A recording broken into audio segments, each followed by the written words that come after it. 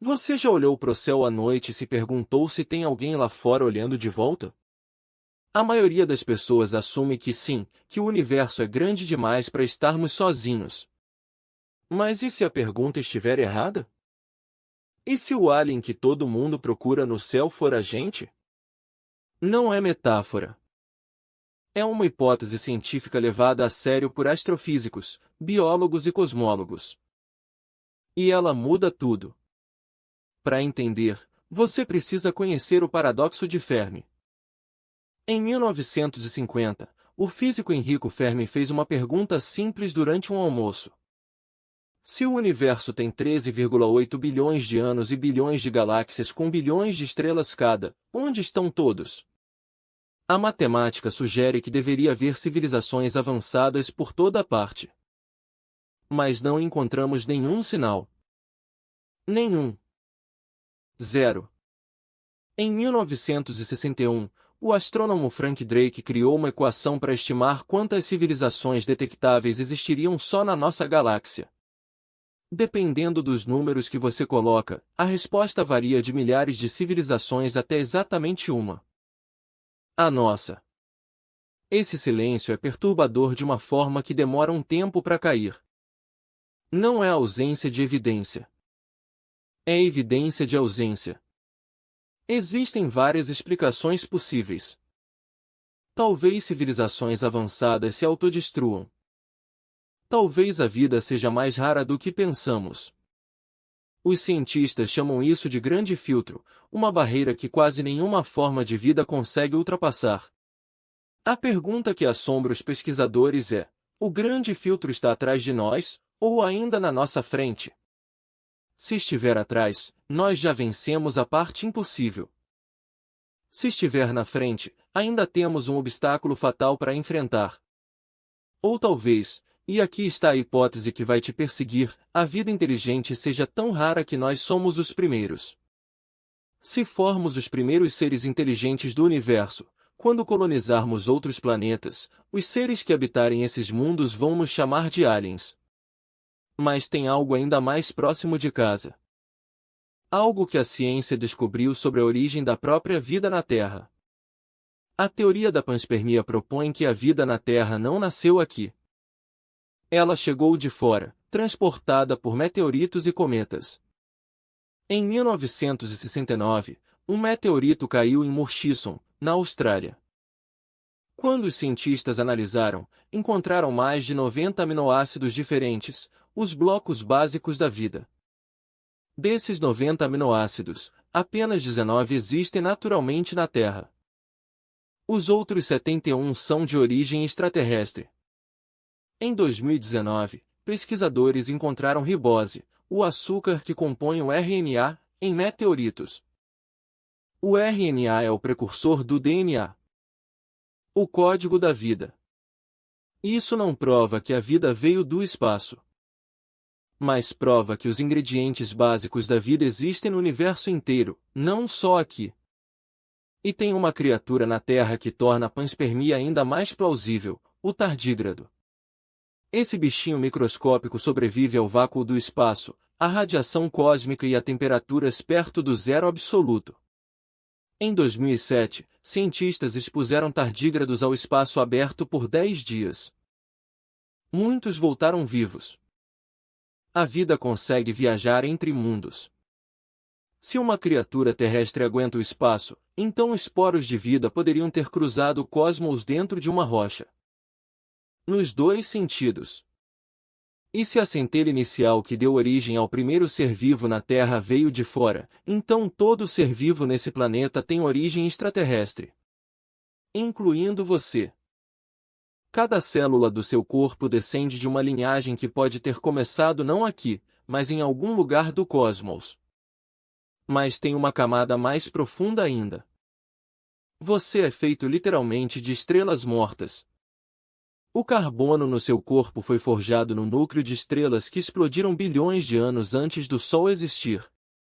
O oxigênio que você respira, o ferro no seu sangue, o cálcio nos seus ossos, todos criados por explosões estelares espalhadas pela galáxia. Cada átomo de ferro que corre nas suas veias passou por uma supernova. Uma estrela teve que morrer para você existir. Você não veio da Terra. Você veio do universo. A Terra é só o lugar onde as peças se montaram. O astrônomo Carl Sagan resumiu assim: o nitrogênio em nosso DNA, o cálcio em nossos dentes, o ferro em nosso sangue, foram feitos no colapso de estrelas moribundas. Somos feitos de matéria estelar. Somos uma forma do cosmos conhecer a si mesmo. Quando você olha para as estrelas com curiosidade, é o universo olhando para si mesmo através dos seus olhos. Mas voltando à pergunta original, e se formos os únicos? E se a Terra for o único lugar no universo onde surgiu vida inteligente? A hipótese da Terra rara, proposta pelos cientistas Peter Ward e Joe Kirschvin, lista as condições necessárias para a vida complexa surgir. Precisamos de uma estrela estável do tipo certo. De uma lua grande o suficiente para estabilizar o eixo do planeta. Essa lua, aliás, nasceu de uma colisão brutal. Um planeta do tamanho de Marte se chocou com a Terra primitiva e arrancou o pedaço que virou a Lua. Sem esse acidente, o eixo da Terra oscilaria sem controle e o clima seria caótico demais para a vida complexa evoluir. Precisamos de Júpiter na posição exata para desviar asteroides. De crosta tectônica ativa. De campo magnético forte. De água líquida na superfície. Cada uma dessas condições é improvável. A combinação de todas elas é astronomicamente improvável. Pode ser que a Terra não seja comum. Pode ser que seja a exceção mais rara do universo inteiro. E se for assim, o que fazemos com isso? Se somos os únicos seres conscientes num universo de 93 bilhões de anos-luz de diâmetro? A resposta que a maioria das pessoas dá é existencial: angústia, solidão cósmica, sensação de insignificância. Mas tem outra leitura. Se somos os únicos, ou os primeiros, então somos os guardiões da única centelha de consciência que existe.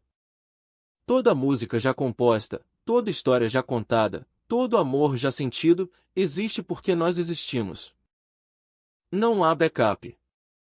Se a humanidade desaparecer, o universo continua existindo. Mas ninguém mais vai estar lá para saber que ele existe. A consciência, a capacidade de experienciar, de sentir, de se perguntar, pode ser o fenômeno mais raro do cosmos. E nós a tratamos como garantida. Como se fosse comum. Como se houvesse outras por aí.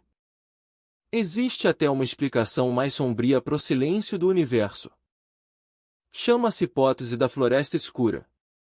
Ela propõe que as civilizações ficam caladas de propósito, porque anunciar sua existência num cosmos desconhecido pode ser suicídio.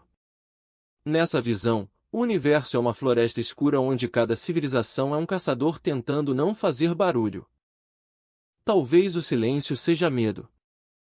Outra ideia, a hipótese do zoológico, sugere que civilizações avançadas sabem que existimos, mas nos observam sem interferir. Não há como saber qual está certa.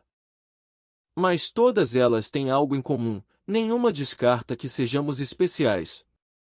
Em 1977, a NASA lançou as sondas Voyager com um disco de ouro contendo sons e imagens da Terra, uma mensagem para qualquer ser que encontrasse.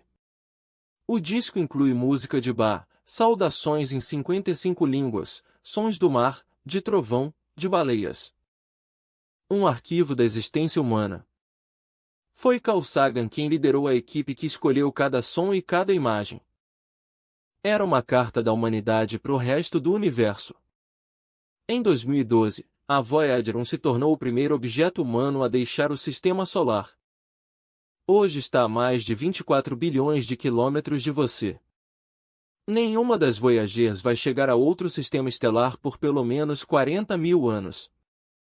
Mas elas foram enviadas mesmo assim. Porque no fundo, a humanidade sente que não pode ser a única. Que alguém lá fora precisa saber que existimos. Mas e se a mensagem nunca for encontrada? E se não houver ninguém para recebê-la? Talvez isso não diminua o gesto. Talvez o ato de enviar, de querer ser conhecido, seja em si a coisa mais humana que existe. Somos feitos de estrelas, chegamos aqui por acidente ou por panspermia, desenvolvemos consciência num planeta improvável, e mandamos mensagens pro vazio. Se isso não é comportamento de alien, não sei o que é. A pergunta "tem aliens lá fora?" talvez esteja olhando pro lado errado. O fenômeno mais extraordinário do universo pode já estar aqui. No espelho. Nessa tela. Nessa conversa entre você e um vídeo feito por outros aliens tentando entender o cosmos. No próximo vídeo, a gente vai descobrir o que acontece depois que a gente morre, e por que a resposta da ciência é mais estranha do que qualquer religião imaginou.